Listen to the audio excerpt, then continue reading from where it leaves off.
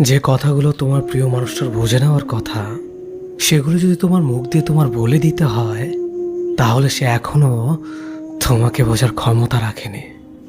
যে তোমাকে বোঝার ক্ষমতা রাখে না, সে তোমাকে পাওয়ার যোগ্যতাও রাখে না।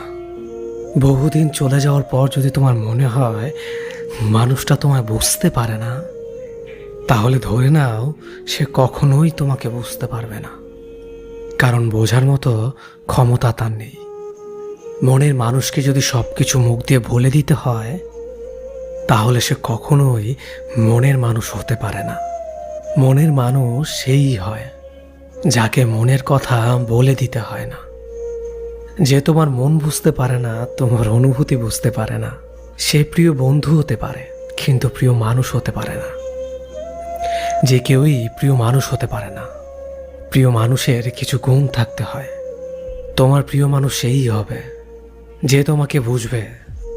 তোমার মনের কথা তাকে বলে দিতে হবে না। তোমার চুপ থাকার অর্থ সে বুঝে নেবে। অর্থাৎ তার কাছে তোমাকে বিশ্লেষণ করতে হবে না। খুব কাছে থেকেও যে তোমাকে চিনতে পারলো না, তোমাকে বুঝতে পারলো না, তোমার হাসির পেছনে দুঃখটা ধরতে পারলো না, তোমার মান অভিমান বুঝলো না, সে আর যাই হোক, তোমার মনের মানুষ হবার ক্ষমতা তার নেই।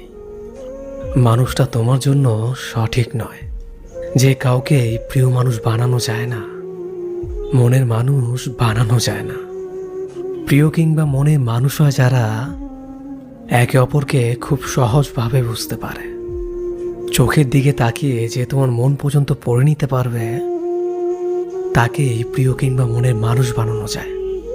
যে মানুষটাকে তুমি ভালোবাসো কিংবা যে মানুষটা তোমাকে ভালোবাসে, তাকে যদি তুমি বুঝতেই না পারো কিংবা তোমাকে যদি সে বুঝতেই না পারে, তাহলে কেউই একে অপরের জন্য নয়। এমন সম্পর্ক খুব বেশি দিন টিকে থাকে না, অল্প দিনেই শেষ হয়ে যায়। এই পৃথিবীতে অনেক রকমের মানুষ খুঁজে পাওয়া যায়, কিন্তু মনের মতো মানুষ খুঁজে পাওয়া যায় না।